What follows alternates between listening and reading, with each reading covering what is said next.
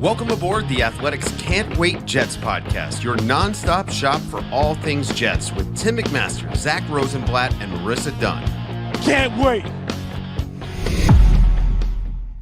It is the final game preview episode of the 2023 season. Thanks for joining us here on the Can't Wait podcast. Tim McMaster here along with Zack Rosenblatt, our reporter for the Jets at The Athletic, and Marissa Dunn, our producer who is back and thriving in her first week back on the job. I am still trying to get my voice back, but I'm doing a little better than last episode, so we'll see how this goes. $2 per month to join The Athletic right now. Go to theathletic.com/can't wait. So that's that bargain, and continue to give us great reviews wherever you listen to or watch the podcast. We appreciate that. We have a lot to get to. Pro Bowlers, Pro Bowl snubs. The Jets just released their team awards like minutes before we started the podcast. We'll get into that. We'll preview the Patriots game. Should the Jets win? Should the Jets not? All of that good stuff. Who's playing their final game for the Jets? So plenty to get to. Zack, you were apartment shopping this morning. That's why we're starting late. Did you find one?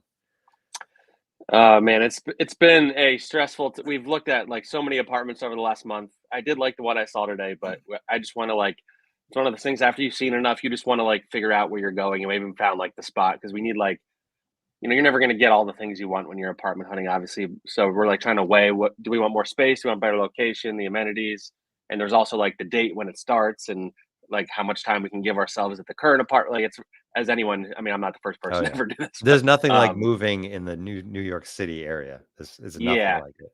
That's the thing. We found buildings we like, but it's just always missing one thing, or it's one thing against it. So we really have to do a pro and con. We're not going to get everything we want. We know that, but it's definitely been a stressful. And I got yelled at for being cranky about it today, so I need to be better. It's Friday. Come on, what are you cranky about? It's week 18. Are you only is almost over? Are you only searching in Jersey City, or are you thinking about leaving JC? No, we're staying Jersey City. Okay. Jersey City, Hoboken area, more likely Jersey City because Hoboken's pretty expensive. But yeah, downtown JC, they've really built up a lot. There's some really cool high-rise buildings and stuff. So we've seen some cool ones. A lot of these places have golf simulators as one of the amenities. So if I was ever going to start playing golf, as Connor has been begging me to for a while, and I can come on the pod and talk about it as everybody wants. Oh gosh, we might get a whole new audience again once we start talking about golf. Or lose the audience. Or lose. All right. Well, good luck. Good luck the rest of the way. We got a listener from Ireland watching us live.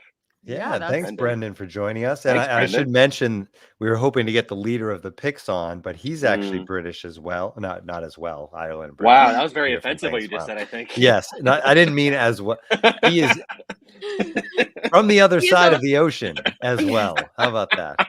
We went to journalism school, not, where our geography's not. Yeah, geography's not great. That's true. Very true. But Jimbo could not join us because he is from England and the time zones, and he was traveling. So, but we're hoping to get somebody on about the picks here soon. Maybe he'll keep the lead, and we'll try it again. Watch it. My bad. Hey, I am Irish, so yeah, I got you. McMaster. I got you, right? Brendan. Yeah. All right, let's get back to the Jets. The Jets are green. That's why it's all good. There you go. All right, Pro Bowlers. Let's start there. 2 for the Jets. They're kind of the obvious ones. Quinnen Williams, Sauce Gardner, both on the defense. But I don't even think it's worth talking about that. We should just get into the snubs, I think, Zack, right? Quincy Williams, not a Pro Bowler, is just, I don't even know where to begin. It's crazy because he was first among AFC linebackers in fan voting, but he finished a 5th alternate that. Which means coaches and players didn't really vote him as much. I think there's a big part of it is that he's on a losing team. It's hard for guys on losing teams to break in and get there unless they're a name like Sauce Gardner and Quinnen already, who both deserve it, but they're they have a reputation already. Whereas Quincy built his reputation up this, and I thought he got a lot of hype, not even just locally. I saw even guys like Nate Tice and guys who really watch football, just hyping up how good Quincy's been this year. He deserved it. Maybe he'll get an all-pro, which, I've seen a lot of people responding that way. If he gets voted all-pro, that kind of makes up for it a little bit. Though, for everyone saying, Pro Bowl doesn't matter. The games don't matter, but I think these guys, it matters to them. And I think – and I know all-pro is usually weighed heavier on, contract stuff, but I think Pro Bowl is factored in. It's factored in – I'm not saying Quincy will get there, but, when a guy is going for the Hall of Fame, the amount of times they've made the Pro Bowl is something that's considered too. Like it does matter, even if like guys get in that don't deserve it all the time. Like Tyler Huntley is obviously the big example when he got in randomly. I think that was last year. But yeah, Quincy not making it. Yeah. But Quincy not making it, that really, really surprised me. And not only not making it, but being such a like deep alternate. I think he was maybe the most deserving Pro Bowler on the team, arguably, if you just like consider both stats and tape. Sauce and Quinnen are the most deserving in terms of like their actual play. But if you could like just factor everything in, like Quincy is having a great year for an inside linebacker. And yeah, he'll get another chance to make it again next year, and he'll be motivated and all that stuff. But yeah, I was surprised by that one for sure. How often generally all pros are all Pro Bowlers? Like I don't know if I've ever does that happen very frequently? It does happen. Yeah, it does happen like that sometimes, which is like, it's different people voting for the two body. Like it's media that votes for the All Pro. I think Mitchell Schwartz famously is one of them that's never made a Pro Bowl, but he's been an All-Pro. Even Kelsey, I think there's been years where Kelsey like didn't make Pro Bowl but was All-Pro. Like it's offensive line. I feel like is often the one because I don't know how much fans like. I think fans vote for the names with offensive line a lot of time, whereas like not just saying the media always knows what they're talking about either. But I feel like generally the All-Pro list is more reflective of the reality, and even like. If Quincy didn't make it, like CJ Mosley also not making it is kind of a surprise to me, even though I think Quincy deserved it more than him.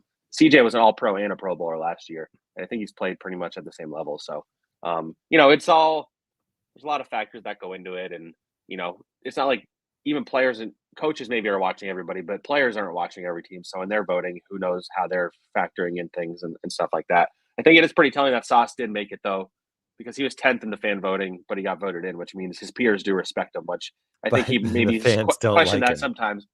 Yeah, but I think he questioned that sometimes because you'll have like cornerbacks randomly coming out and talking trash about him for no reason. And I think other fan bases don't like him for whatever reason, but clearly the league respects him. So the other snub, not as much probably as Quincy, but DJ Reid. Here's another guy that the problem there, I think, is clearly Sauce, right? Like this team is bad. You're not going to put both corners from the two guys from one position. Pro Bowl. Yeah. Yeah. It's DJ's interesting. Like I never thought he would make it in. The fact that he's not even an alternate is what the part that was like, again, it's like, you're right. They're on a losing team. And I imagine everybody like just had Sauce and or Quinnen as their token Jets guy. Like maybe they're not thinking about that when they're going through the positions, but as you're like voting, you're like, all right, I'm going to go vote Sauce. I can't really put two Jets corners here, so I'm going to keep going like the other wise that I got. And it's not like DJ puts up amazing like interception numbers either, like Sauce. So I didn't necessarily expect him to make it. I do think he doesn't get as much respect around the league as he deserves. I've seen some angry fans pushing back because DJ had one bad game against the Dolphins. He's been good just about every game this year. The reason they don't travel is because DJ's holding down his end of the conversation on the other side. And even to a lesser degree, I think you could argue Michael Carter. Like if they really went positionally, which they probably should in the modern NFL, like edge rusher, inside linebacker, outside linebacker, defensive tackle, defensive end, corner, like nickel corner, I think Michael Carter would get in, honestly. But that's not how this voting works. It's a more broad voting body. But yeah, I think those are the two. And Thomas Morstead, only two punters make it, so it's hard to call that a huge snub. He is the first alternate. Greg Zuerlein deserves it. I guess to that end, Thomas Hennessy also deserves it. Just might as well give the whole operation a Pro Bowl bid. But I'd say Quincy is the big shocker for sure. And I think in the future you'll see Brees Hall and or Garrett Wilson. I just think they weren't quite able to get there with the numbers because the offense is a disaster around them. So, and Garrett made it last year as a rookie, and then bounced off this year. All right, so that's the Pro Bowl. The Jets team awards came out today, and I don't think this necessarily like makes up for it, but Quincy Williams gets the Curtis Martin Team MVP award. So obviously, his teammates know how important he was. But that is significant considering the other guys that are on this team. You know what I mean? Like Quinnen and Sauce and the other Brees and all these guys that Quincy was considered the MVP of this team by his teammates. Yeah, absolutely. I don't know that I would have predicted he would win that award because we even talked about in the media, like who we think's going to win team MVP. I think I generally leaned toward Quinnen Williams, or even like I don't know if a roster would vote in a special teams guy, but like Zerline or Thomas Morissette, I think both have a case, honestly. That would be amazing. But I mean, Quincy, again, he had a great year. Like, you know, I think he's really developed into a nice player, and he's really made it so they have two really good linebackers, and that's all you really need in this defense. So the Jets deserve credit for developing him, honestly, too. I know we give them a lot of criticism on that coaching staff, but they've developed quite a few defensive guys into really talented players. We do give the defensive coaching staff credit, True. though. I'll say that. That's fair. All right. The other team awards. Dennis Byrd, most inspirational, goes to Aaron Rodgers. Not playing, but still inspired. Never heard of him. Who's that? Yeah, who's that guy? Tyler Conklin gets the Good Guy Award. I think you've talked about that before, right? Yeah. Well deserved. Justin Hardy, community service. Brees Hall, most courageous for coming back from the injury. Xavier Gipson, the rookie who acts like a pro. And CJ Mosley gets the Selfless Warrior Award. So those all seem to make sense to me. Yeah. I know Justin Hardy is great in the community. He had a tough year with injuries, but he's a guy that's in his last year of his contract. I'm curious if they bring him back. I know they value him.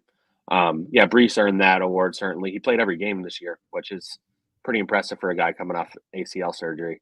Tyler Conklin, I've spoken about him.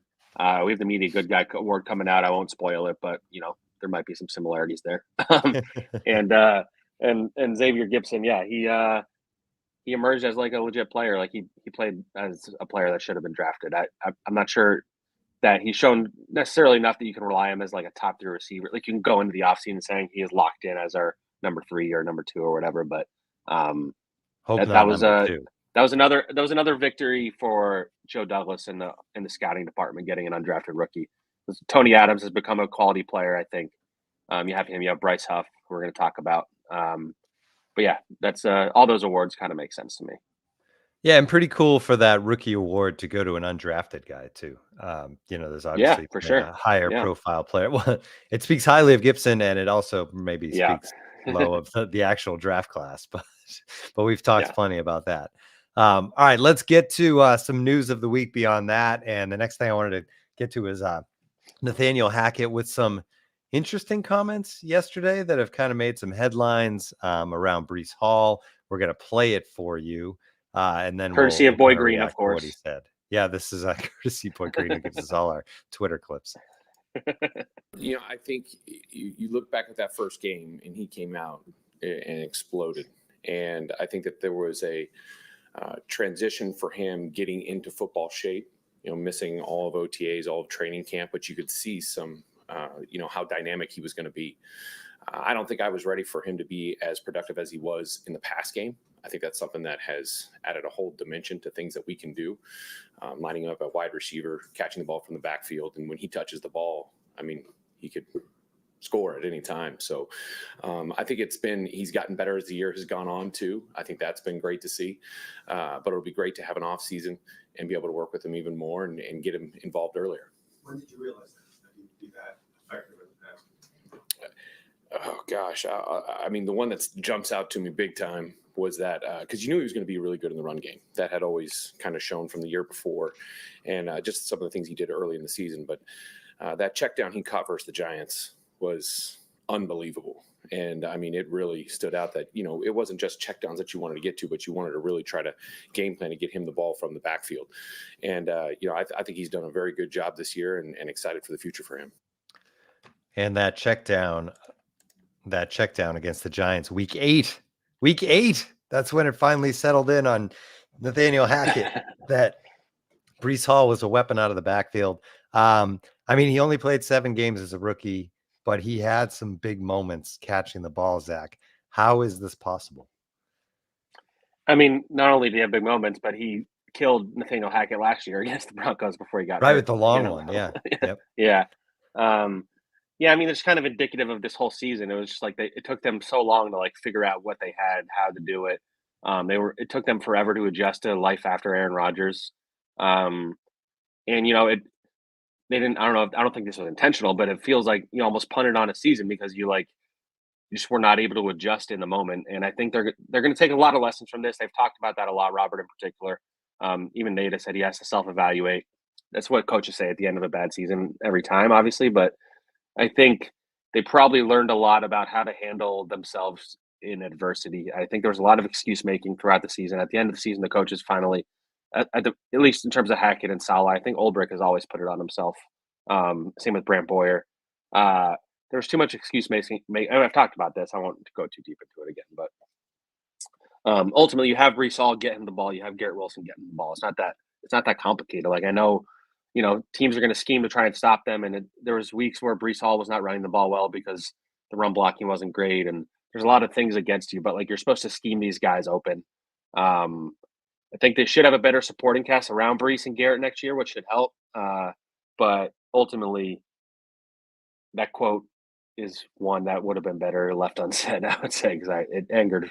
Fans get angry every time he talks, I would say, every week. But that was one where I don't know if that was something you should have admitted, because week 8 is pretty deep into the season. Even if he had said, like, we didn't feel like Brees was fully back yet, so it wasn't until week 8 where we really unlocked him or whatever, but that's fine. But to say, like, we were surprised at how good he was at pass catching or whatever it was. Like, I mean, this is one of the most explosive dudes in the NFL already, so that's pretty inexcusable, frankly. How much of this is everything we just said, and how much of it is Hackett just being terrible at news conferences? That is something that can't be overlooked. Like, not every coach is made for these things, in terms of like saying the right stuff or thinking on their feet or whatever. I'm not even saying that he's that or not that, but yeah, I don't know if it's necessarily him just saying it, because we saw it. Like, they didn't do that until week 8. So like and then Brees Hall is leading all running backs in receiving yards, and he's second in receptions when he was barely even throwing the ball at the beginning of the year. So he became like Alvin Kamara-esque, I would say, except maybe he's a little more explosive than Kamara. Lessons learned, I guess. These are lessons you should have learned a while ago, and most coaches, or not most, but many coaches don't get to survive not doing these things.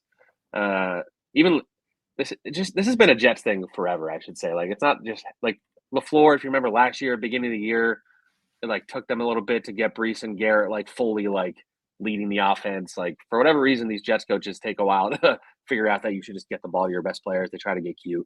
And next year, that should hopefully not be a thing, especially if they have a better number 2 receiver, and if they have a better number 2 running back that can spell Brees a little better than Dalvin Cook did.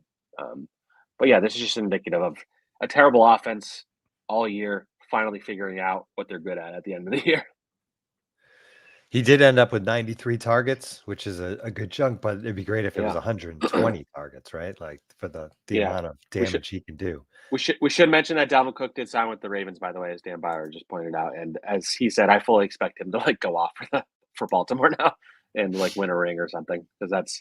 Win a ring is definitely possible. They look unstoppable right now. Interesting that he ends up there. Yeah.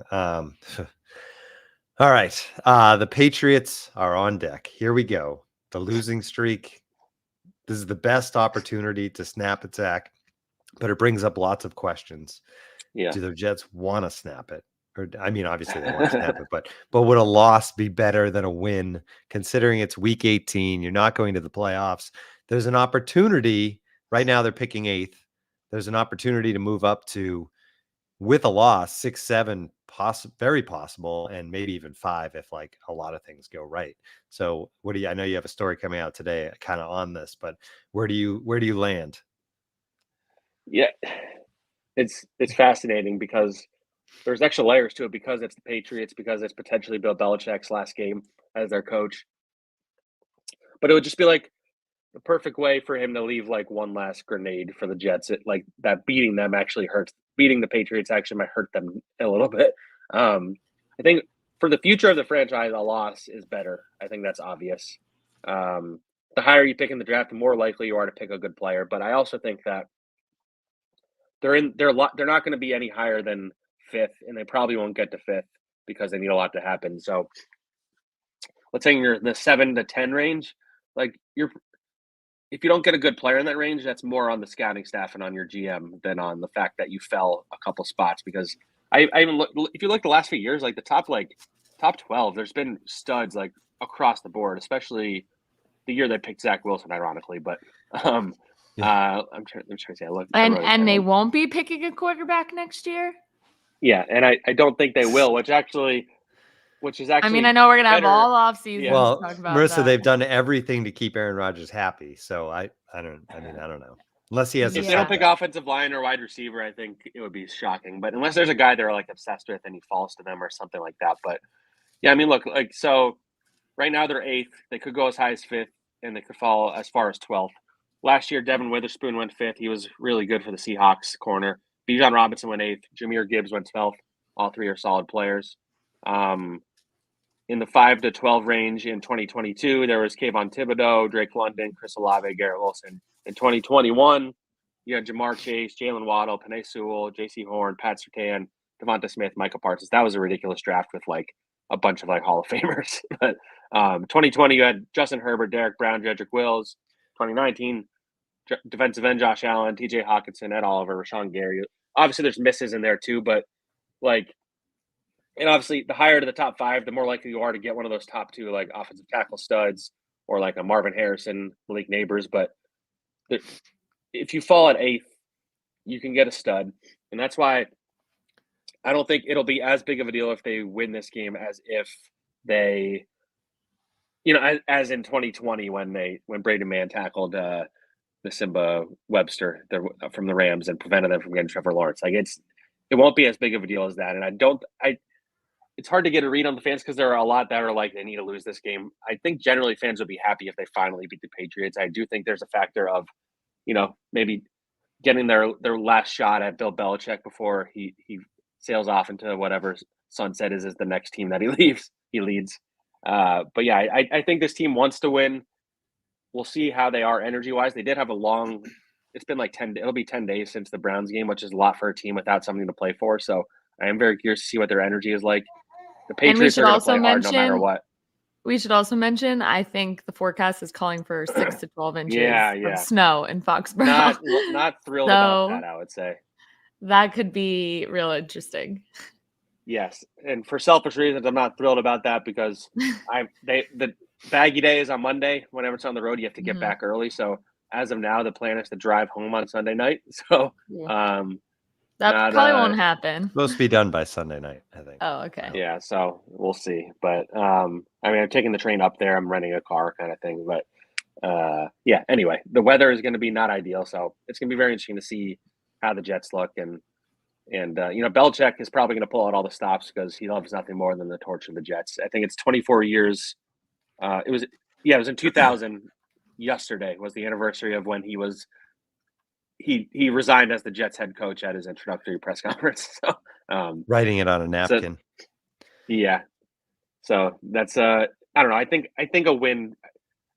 I don't believe in a win carrying momentum in the offseason kind of BS, but I do think to end on a little more of a positive note would be good, especially because a lot of these guys are going to be back next year. So. Marissa, do you have any, just being in the world of these players, when you're in this situation, when the playoffs are gone, like what is the attitude of the players? Obviously, I was just going to say, right? Yeah. Michael always says it's like so dumb to think that teams are going to throw a game because for players, like that's your resume. Your tape is everything. Yeah. So guys that are free agents, guys that want different contracts, like you're not going to go out there and just like play terrible because that reflects on you. If you don't even care what goes on with the team, like at the end of the day, you have to think about yourself. You don't want to put bad tape out there. It's like in the preseason too. Like, yes, the games don't matter, but guys are going to give everything they have because they're fighting to make rosters. They're fighting to improve their, free agency status. So it's not like those guys bonuses, are going to, there's exactly. Who knows? Yeah. They might have a sack bonus or, like snaps played, whatever. So it's definitely not like the team is going to go out there and just be like, who cares kind of thing. Yeah. Because it matters to them for sure. Yeah. The Athletic, the Pulse, the newsletter we have had some of the key players with something to play for this week. Baker Mayfield can make $2.2 million on Sunday. Crazy. They make the playoffs and he has to finish in the top 10 in 4 categories, but he's already there. So he just has to have a good game and they win $2.2 million. So that was the biggest one, but there was a lot of them. Jadeveon Clowney can make $1 million, I think, with a half a sack. So, yeah. I think Aiden Hutchinson, I don't know if he has incentives, but he's up there in the sack leaders. So, or not Aiden Hutchinson. I apologize. Trey Hendrickson on the Bengals, who the Browns are playing this weekend. And even though that game does not matter, he's up there. You might want to get those totals. So that's why it's not like there was jokes people were making about Dalvin Cook before they cut him last week, where he's like, he just needs like 1,400 yards to reach his incentives, like 1,300 more yards to reach his incentives in the last 2 games or whatever. So the scenario for the Jets is, before we move on to the other side of this, the Titans, Chargers, and Giants are ahead of them. The Jets' strength of schedule is 523, Titans 527, Chargers 520. So that's all really close. And then the Giants are 500. That's why it's less likely that the Jets could catch the Giants. But so they would need the Titans to win, the Chargers to win, the Jets to lose, and then they move up a little bit, more than likely.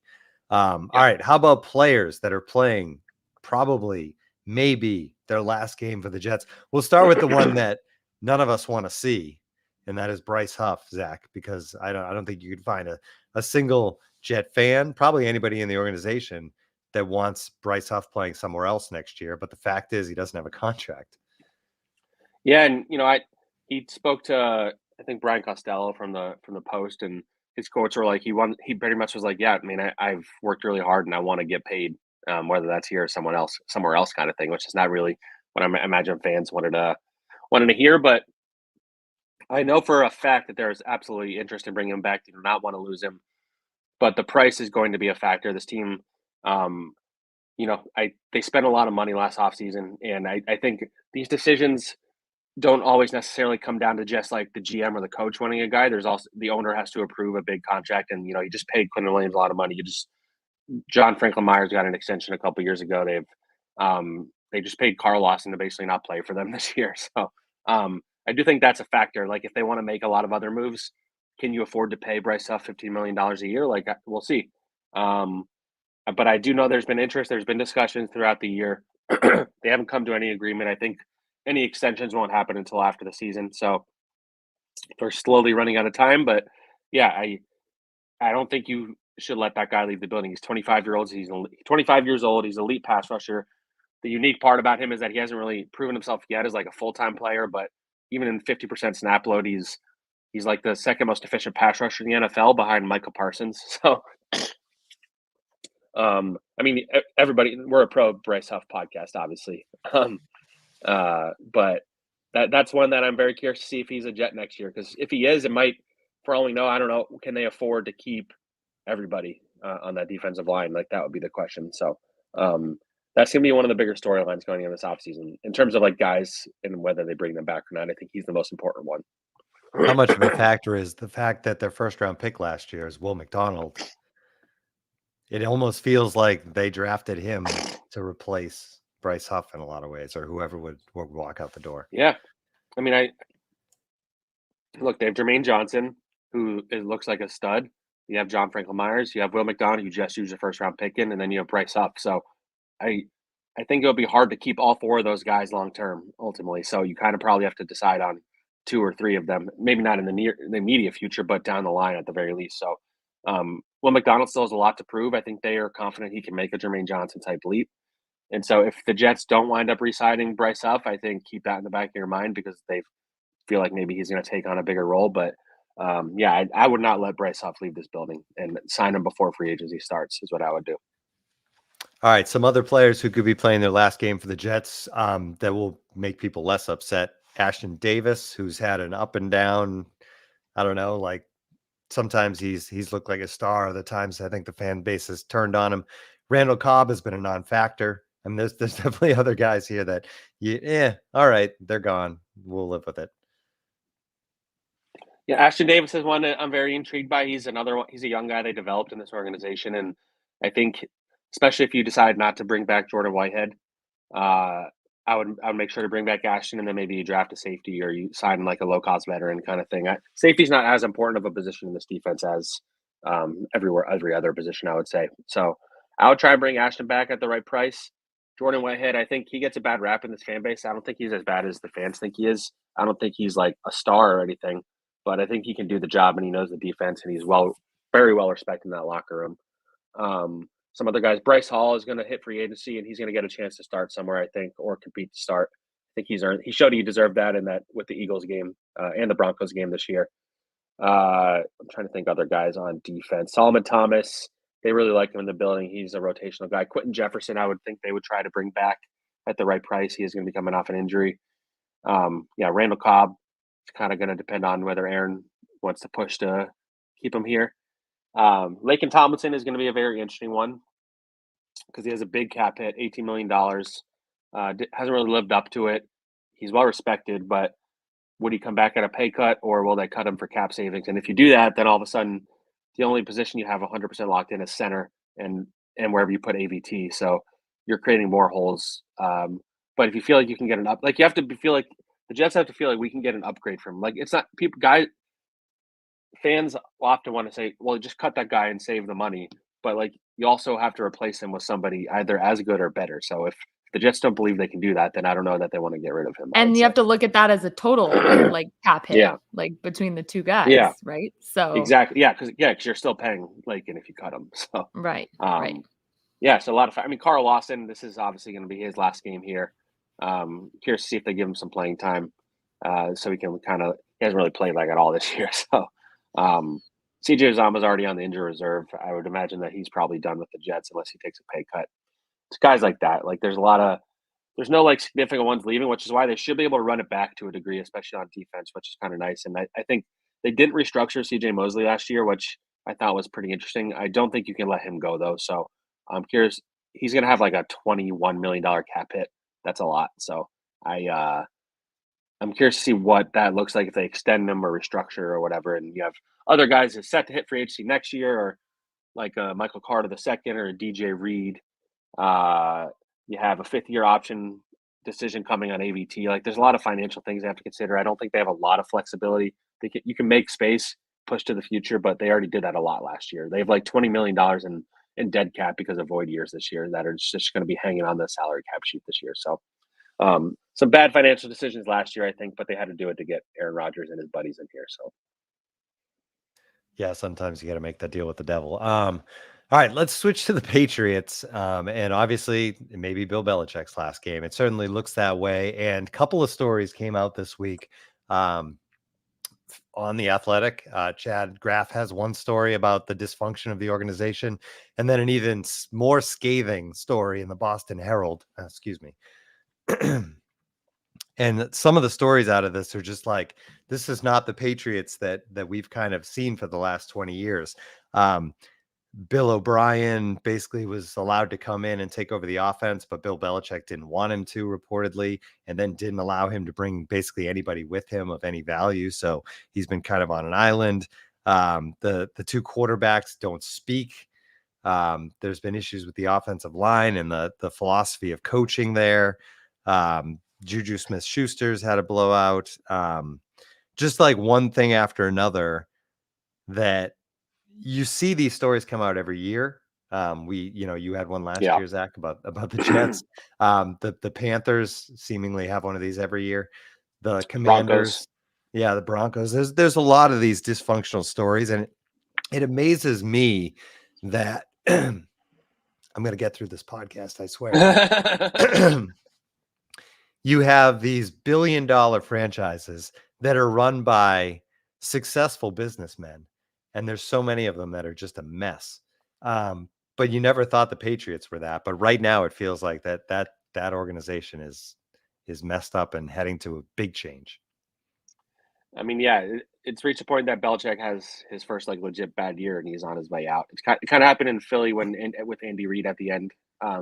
He had a bad year and they moved on. And I think it was better for both parties, kind of thing. But yeah, it's they always were the model of like an organization that just ran itself the right way. And I think Belichick lost his way to a degree where he started bringing in his buddies as coaches. And you saw in that story, he didn't want to get rid of Matt Patricia as the offensive coordinator, which it just like tells you everything. And Joe Judge is still there. Like there's just Bill O'Brien. It doesn't seem like wound up working out like the way they thought he would.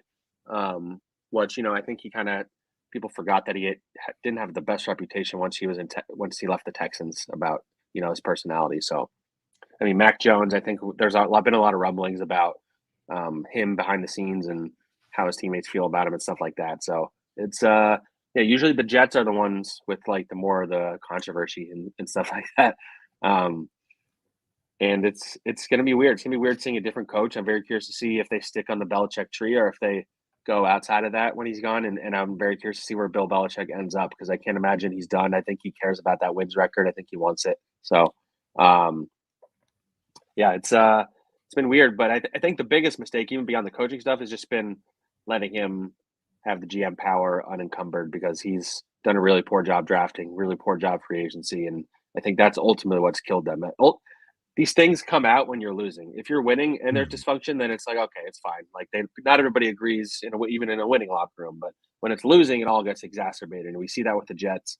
I think to a degree, there's been some of that this year, but I think they've done a pretty good job of keeping it internal. And so, yeah, I mean, the Patriots are going to be kind of the story of the offseason and Belichick and stuff like that. It's going to be very fascinating to see what happens. And Patriots are going to have a new quarterback again, a new coach, new structure, and I'm very curious to see what Robert Kraft does, because a lot of times these owners are a little too involved too, which kind of becomes one of the bigger issues, because they, the GM and head coach have to be the front facing, like ones taking the bullets, but a lot of times the owners are the ones kind of pulling the strings. So it's going to be interesting to see how this plays out and how attractive that job is.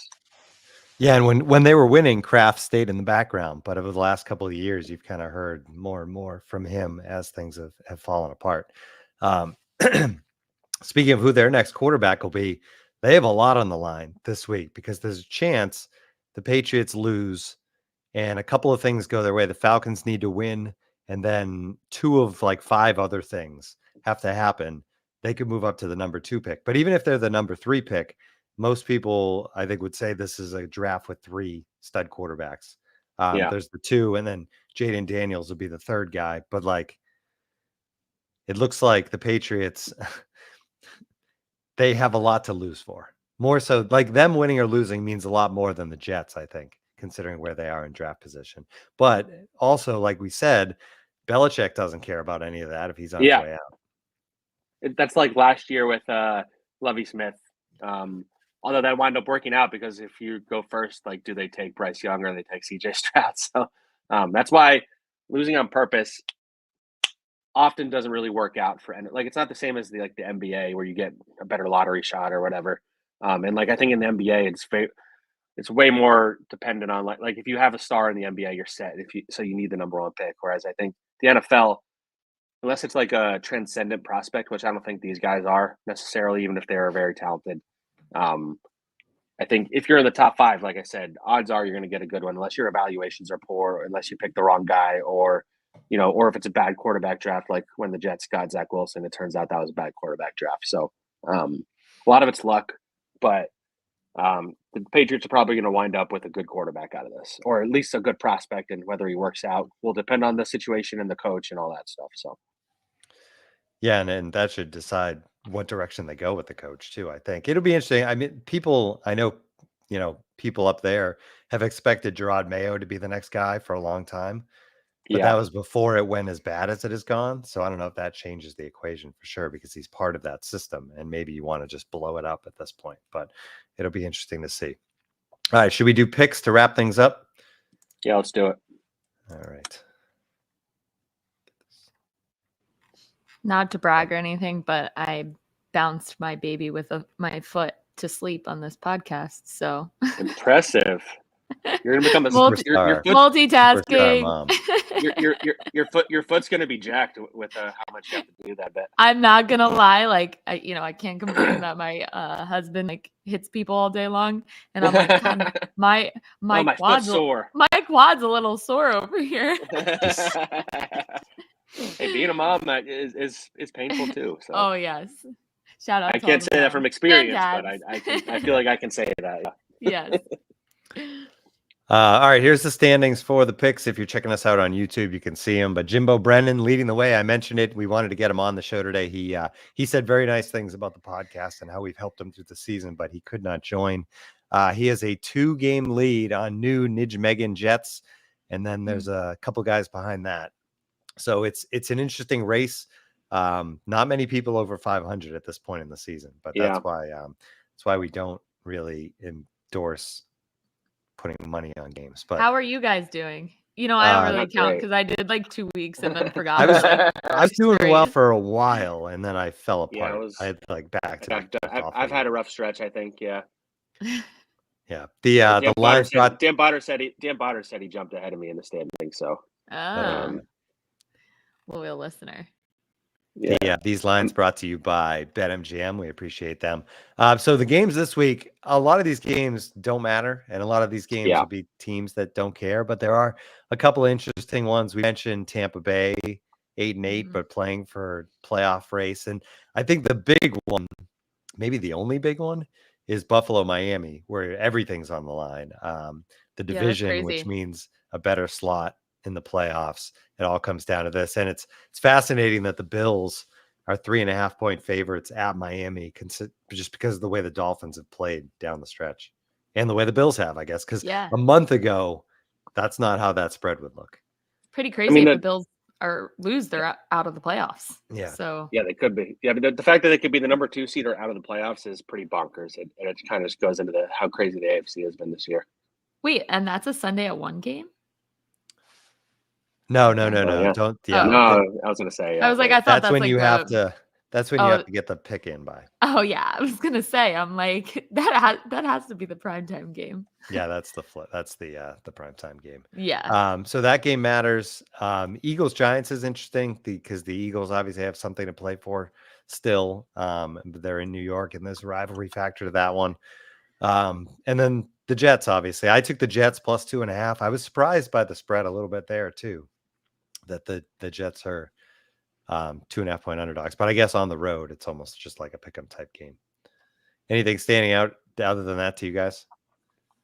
I'm curious about what happens in the AFC South because Jacksonville, the Browns will end up playing. So if Jacksonville wins, that will be the Browns' opponent in the wild Texans card round. Texans Colts are playing too, and they're both So so it should be interesting. Yeah, that's the thing. So if Jacksonville wins, they're in. Their guys, so if Jacksonville wins, they win that division. Yeah. And then I guess there's still a chance that the Colts make it. I believe. Houston, they're both 9-7. Yeah. So if Jacksonville loses, the winner of that game would get in. Is the division winner? Yes. Yeah. Mm-hmm. That's fun. Yeah. That's fun. So Houston. And so I like that game is played first, so that it's not like the schedule makers did a good job for the schedule because that game is Saturday, Houston, Indy, I believe. Saturday. So they'll be big whoever wins that game, will be big Titans fans on Sunday. Yeah. Yeah. It's fun when the divisions all match up like that too. They try to do that as much as possible. Yeah. Cool. All right. Anything else from you guys? Just wish me luck in Boston this weekend. Yes, good luck with the weather. Yeah, it's been fun. It's exciting to be back. A lot of snow coming this way, so hopefully everyone stays safe this weekend and can just watch the games that matter. Snuggle up on the couch and enjoy the first big snow of the year. How much is the city getting, Tim? Between 0 and like 2, I think. They're right in like the slush. So, wow. I thought we're still waiting for Ailey to get out in the snow. It's terrible. We even got her a sled for Christmas. So that's so cute. It'd be nice to use it. Yeah. But everyone says you get them all bundled up and then you get outside and they want to come inside. It takes like forever to get out. And then you're like, okay. Yeah. Yeah. Well, that's true. But she's outside all the time. So the cold doesn't seem to bother her as much as it bothers her parents. I'll say that. Understandable. Yeah. All right. I think that's going to do it for us. We'll be back next week with a full recap of the end of the season, see what happened in this Patriots game, and look ahead to the offseason, basically. And then we'll be coming at you a little less frequently from there, but we'll still be with you all throughout the offseason. Thanks for tuning in to the Can't Wait podcast.